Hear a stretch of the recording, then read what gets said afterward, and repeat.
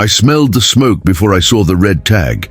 It was a clean, sweet smoke, the kind that comes off oak when it's burning hot and honest, the kind that means ribs are on and somebody's about to say something they haven't said in years. Then came the knock. Not a friendly one, knuckles like a stapler against my front door. By the time I set down the tongs and wiped my hands, there was a man in a neon vest on my porch and a square of red paper hanging off my mailbox, like a threat. "Stop use order," he said, tapping the tag with a ballpoint pen. "Per the association." Behind him, the HOA cart idled in my driveway, white and self-important.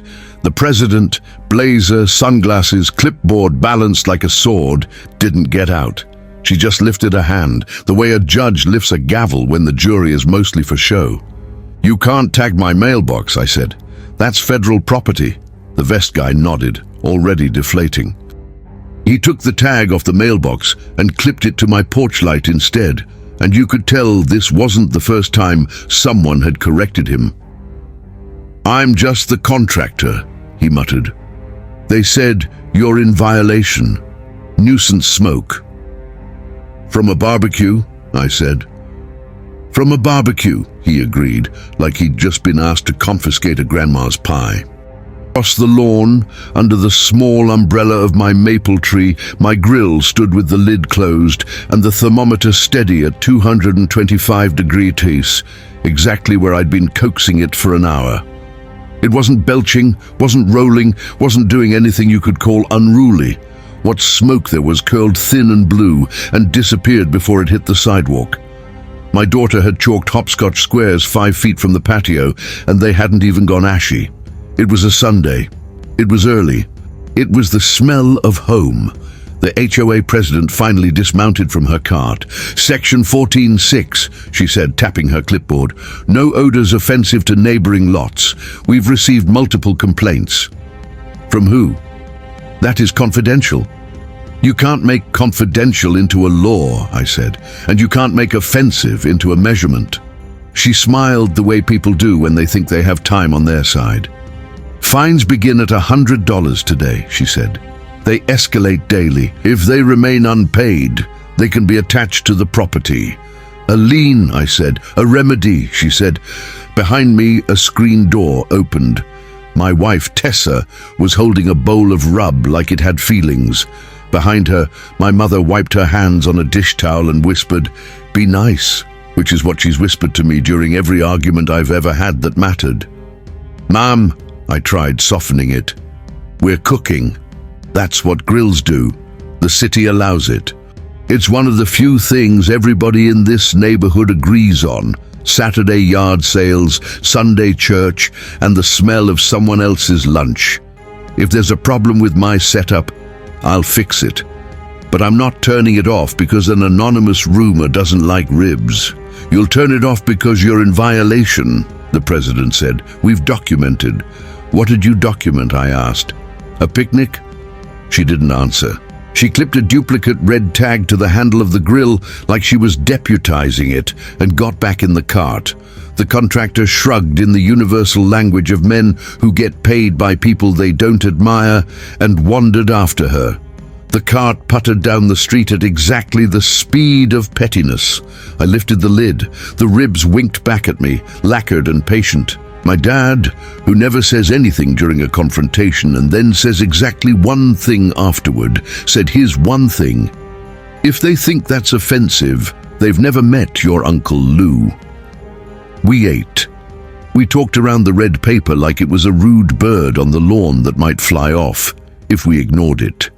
Afterward, with the sun beginning to slide and the neighborhood dogs swapping their late afternoon gossip, I sat at the patio table with the bylaws I'd downloaded the day we moved in, and the city code I'd bookmarked the day our first letter of friendly reminder about trash bins showed up like an unwelcome subscription. The bylaw about odors offensive to neighboring lots was one sentence, written in a century when everything offensive had to be spelled out, and wasn't. The city code, on the other hand, had numbers. There was a nuisance standard that looked like it had survived a dozen lawsuits. visible emissions beyond the property line for more than 3 minutes in any 60-minute period, excluding startup and fuel addition. It mentioned opacity, the Ringelmann scale, which I had to look up, and there was a neat line about cooking devices being customary and allowed so long as you weren't trying to turn your backyard into a smokehouse 30 days a month. In other words, I wasn't crazy. I was legal. We made copies, we highlighted, we put a sticky note on the section about city preemption of ordinances that attempt to regulate air emissions. We printed the one page from the HOA covenants that said where the association's authority stopped, safety items were the city's to enforce. Then, because I am 37 and I have learned some things the slow way, I did something nobody expects when they want to fight. I invited the HOA president to dinner. Her name is Carol Vance. You can tell by the way she signs emails that she went to a good school where she learned a certain kind of sentence. While we appreciate your perspective, as you surely realize, given your interest in compliance, she is not a villain. She is something harder to defeat, a person who thinks they are saving everyone from everyone. Monday at 6, she sat at our table and watched me finish a batch of chicken thighs on the cool side of the grill. She seemed surprised that I used tongs and a thermometer and not gasoline and a dare. Tessa made corn salad, and my mother asked Carol if she wanted iced tea, which forced Carol to accept, because nobody can be the kind of American who refuses iced tea in a backyard and still hold a neighborhood together. I showed her the city code with my finger on the lines that mattered. She showed me section 14.6 again, and then section 3.2, the one about nuisances, and then section 28, a catch-all that might as well have read, for when we get nervous. I'm within city limits, I said. If someone's got a problem with my technique, I'll fix the technique. But if someone has a problem with the fact of grilling, they have a problem with the city, not me. She went quiet. This is how you know you're making progress with a person like Carol. There's no apology, no concession, just a silence where a copy-paste sentence used to be. We've had complaints, she said again, but softer. New families. Asthma. Then let's talk about wind and time, I offered. I don't light up when the air is heavy and pointed at the people who breathe like that. I don't start late. I don't let the fire smolder. I use clean wood. If we want to write a guideline that says, be a neighbor, I'll help write it. But $100 a day for chicken, that's not a policy. That's intimidation with stationery. She left with a paper plate of brownies because nobody escapes my mother's house empty-handed, and for a moment I believed we had taught reason how to walk. The next morning I found 3 letters in my mailbox. 1 fine for nuisance odor, 1 warning for gatherings exceeding social expectations, I actually laughed, and 1 threatening further action, including but not limited to suspension of pool privileges if we failed to comply. That afternoon, the compliance cart parked across from my driveway and sat with its engine off like a dog in a staring contest. A man I'd never seen before, tall, buzz-cut, security consultant written all over him in invisible ink, photographed my grill from 3 angles.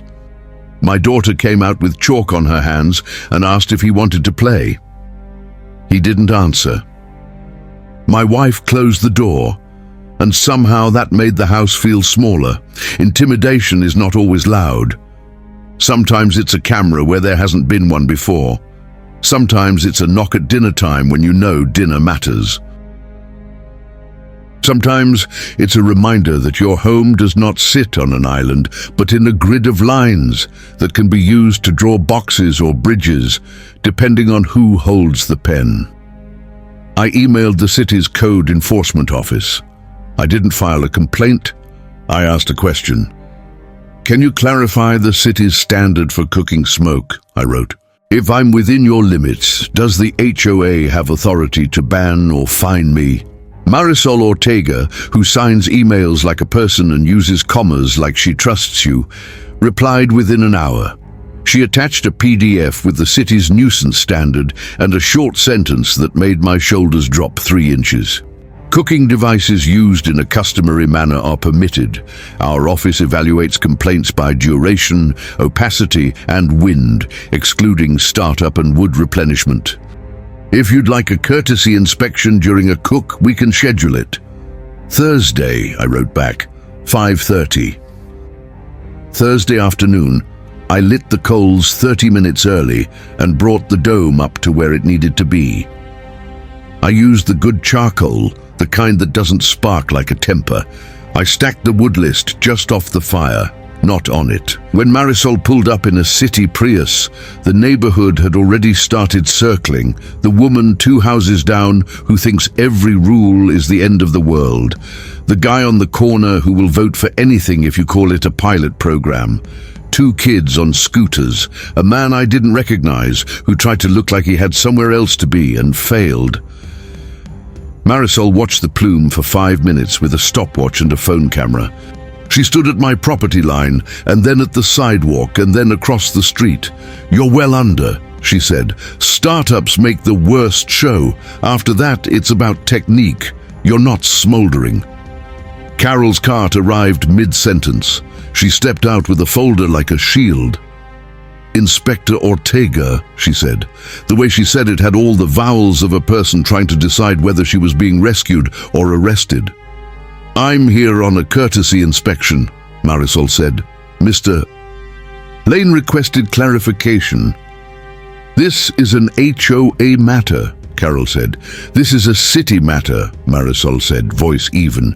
"You can enforce aesthetics. We enforce air." "You will note," Carol tried, "that our covenants prohibit offensive odors." "And your covenants can't outlaw dinner," Marisol said. "You want to write a guideline about time of day or neighbor notice? Fine. But in this city, cooking is legal within the limits we enforce. The neighborhood does the same thing the human body does when a muscle stops clenching. It breathes, quietly, then not." Marisol pulled a small laminated card from her pocket. On one side was a chart, on the other, a list. "If you get complaints," she said to me, "here's what we check: wind direction, duration of visible smoke beyond the property line, opacity relative to the sky, no more than 3 minutes in an hour. If you add fuel and it pops for 30 seconds, that doesn't count. If you run at midnight and blow it straight into someone's bedroom window, expect a different conversation. Be a neighbor. Use clean fuel. That's the ball game." Carol's sunglasses hid her eyes. The lens reflected my wife on the patio, my daughter on the steps, the grill sending up a thread of blue like a promise kept. "We have to protect our residents," she said. It was softer, human, if you looked sideways. "And we have to protect the law," Marisol said. "We can help each other by agreeing which parts belong to who." You could have ended the story there and called it a good day, but Carol left with her folder and came back the next morning with a lawyer. The letterhead was the kind that charges by the adjective. It said the fines would continue. It said Marisol's courtesy inspection did not bind the association. It said odors offensive to neighboring lots were a community standard that could not be superseded by technicalities. It said, in 3 paragraphs and 4 Latin phrases, that Carol's feelings were the top of the Constitution. Tessa put the letter on the counter like a dead fish. "You think they'll do it?" she asked. "A lien?" "Not if the city writes a letter too," I said, "and not if we make them read it out loud in front of the neighborhood." The board scheduled a hearing for Tuesday. That weekend I did not cook. I printed. I called neighbors who had smiled when the smoke moved like a hymn. I knocked on the Alvarez's door and asked them to come tell the story about their grandson's birthday and the brisket that made him stop crying. I invited Dee from the townhomes, who has asthma and whose rule for the world is, if you're going to do it early, not at bedtime. I asked her to say that out loud because sometimes people need to hear what compromise sounds like with lungs behind it. Tuesday night, the clubhouse was 30 degrees colder than the outside air. Meetings do that to rooms. Carol sat at the head of the glossy table. To her right was Brent, who runs a landscaping company and believes that work is anything a man does with a truck. To her left was Leah, who taught middle school for 19 years and still writes people's names on sticky notes when they talk too long. They let me speak for 3 minutes. I use them like a man pouring water in a fire line, steadily, on the hot spots. The city has a standard, I said. I'm within it. Your covenants can't ban what the city allows. If you want to ask residents to send a courtesy text before they light, I'll help write the template. If you want to limit big cooks to daytime, fine. If you want to add that adding fuel is a moment, not an hour, do it. But 100 a day for chicken, that's not neighborly, that's punitive, and you're going to lose. They let Tessa speak. She told them about the way our block used to smell in June, when everyone watered their lawns and burned burgers, and the air felt like a picnic blanket. She told them about our daughter's chalk, and how small a front step feels when a stranger takes photos of your house without waving. She told them about a house not being a fortress, but a place where you invite people to sit, and that you cannot put a fine on that without changing the way the sun sets. They let Carol read her statement. It was careful. It used the right nouns in the wrong places. Community standards, reasonable expectations, quiet enjoyment. She said the board had a duty to enforce. She said the board had authority to define. She said the board would not be intimidated by residents wielding the city like a cudgel. Then they let the neighborhood talk. Dee stood and said, "My lungs don't care about bylaws. They care about 7 p.m. on a windless night. He doesn't cook then. When he does, it doesn't sit in my bedroom. I know the difference between dinner and disrespect. This is dinner." Mr. Alvarez said, "On Sundays when I smell ribs, I call my brother and he asks if I'm coming." He laughed, and the room laughed with him. Because you cannot legislate what a smell remembers. A new neighbor, Priya, asked a question with a voice that had moved 5 times in 7 years and learned how to be brave in small ways. Could we have a shared calendar? People put lighting grill 5 p.m., done by 7. Then those who need to shut their windows can, and those who want to bring a plate know where to walk. Leah wrote calendar on a sticky note and underlined it. Brent rolled his eyes so hard they almost made a noise. Marisol sat in the back, next to a potted plant and a plug that was probably overloaded from too many holiday strands in 2014. She raised her hand only after the board voted to skip public comment for non-residents. Leah called on her anyway. "I'm here because my office will get calls either way," she said. "Here is the city's position. Cooking is allowed. Smoke is measured by duration and opacity. We don't ticket dinner, we ticket problems. If the HOA wants to create guidelines that help residents be courteous, times, wind, no all-night smolders, great. If the HOA wants to levy fines for behavior the city considers legal, you may. But you will lose when someone asks a judge which set of numbers wins. The law likes numbers." Carol said, "We have numbers," and then stopped because she didn't. Brent asked, "Who pays when someone with asthma ends up in the ER?" And the room gave him a look you give a man who has suddenly discovered human frailty.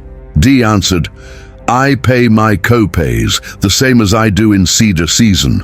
And I ask my neighbors not to smoke me out at 10 p.m., and they don't." Leah moved to suspend the fines pending policy clarification. Carol said no. Brent seconded the no with a flourish. Then Ray, who never says anything and then says exactly the right thing once a meeting, said, "Or we can stop pretending a barbecue is a biohazard." The motion carried 2-1. The fines paused.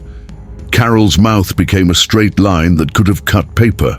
2 days later, a second letter arrived, this one from the city attorney, attached to an email Marisol had CC'd me on. Please be advised, regulation of air emissions, including cooking smoke, lies with the city under Ordinance 8 to 12-400. Associations may adopt reasonable courtesy guidelines, but may not prohibit customary cooking appliances in exclusive use areas or fine residents for behavior compliant with city code. We framed it. Tessa put it on the wall next to a picture of our daughter with barbecue sauce on her chin. It looked good there, law and lunch side by side. There's a moment after a victory when you want to gloat. Don't. The neighborhood doesn't need your dance, it needs your example. That Saturday, I did another cook. I printed a sign for the mailbox. Grill on 4:30-6:30, door open, plates out back. Priya came over with naan. Dee texted, windows closed for naps, thanks, and then brought a salad anyway. Mr. Alvarez brought his brother and a story that was longer than the ribs and better. Carol walked by at 5:45 without her cart, without her sunglasses. She paused at the sidewalk like a person outside a church who hasn't decided yet whether to go in. I held up a plate. She took it. She didn't say sorry, and she didn't have to. She ate standing up, and when she finished, she said, "If we write a guideline, will you help?" "Gladly," I said, and meant it. We wrote it the following week in the clubhouse with a fan that ticked and a coffee pot that had seen things. It was a page and a half. It used numbers. It used verbs we could live by. No grilling after 9 unless it's a holiday, or you invite the immediate neighbors. No all-day smolders. Start up clean and hot. Consider the wind. If it's pointed at someone's open windows, wait an hour. If you get a complaint, stop and reset. Don't escalate. If you're having a big cook, put your time on the shared calendar and be ready to feed whoever wanders by with a plate and a story. Enforcement is a conversation, not a fine, unless you decide to make it one with your behavior. City is the safety authority. HOA is the courtesy coach. Be a neighbor. Eat with each other when possible. The end. The board approved it. Brent abstained and then asked if anyone wanted to buy a hedge. Leah grinned. Carol didn't smile, but she didn't scowl either. It's hard to scowl with sauce on your fingers. Do I want to tell you that this fixed everything? That nobody ever called the cart again, that no one ever accused the smell of ribs of being a hate crime against property values, that the calendar didn't turn into a battleground of passive-aggressive punctuation? I do not. People will be people. In July, a man down the block tried to run a smoker like a coal plant for a graduation party, and Dee rightly asked him to call it, and he did. In August, a newcomer lit up at 10:30 because that's when my cousin arrived. And Carol, to my astonishment, walked over and asked him to shut it down, and he did, because nobody wants to be the villain when a human makes a human request. In September, I oversmoked a batch because I was telling a story and forgot to close a vent. The neighbors teased me for a month. I deserved it. But something changed.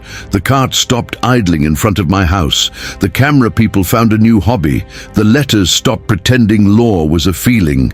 And when the city inspector drove by and saw a patio full of people eating something that someone else had made with care, she honked, a small, generous sound, and kept going.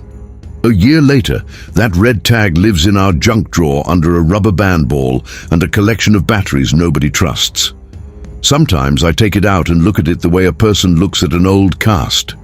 A thing you wore while you healed from an injury you didn't ask for. It says, "Stop use order," and it reminds me that what we stopped using wasn't the grill. It was fear. We replaced it with a page of guidelines, a calendar, and a habit of knocking on doors. The day the city shut the HOA down hard wasn't about winning. It was about teaching Carol and me and everyone who watched that rules are rails, not walls. and that if you write them with numbers and neighbor names, they will carry you over the places you used to fall. Sometimes, late on a Sunday, when the sunset makes our maple look like a lantern and the grill is cooling and the last plate has been washed, I stand on the patio and breathe in what's left. It's not much, just a ghost of oak and pepper and sugar. It smells like a fight we had that taught us how to talk. It smells like a neighborhood that learned to love the law because it loved lunch more. It smells like home.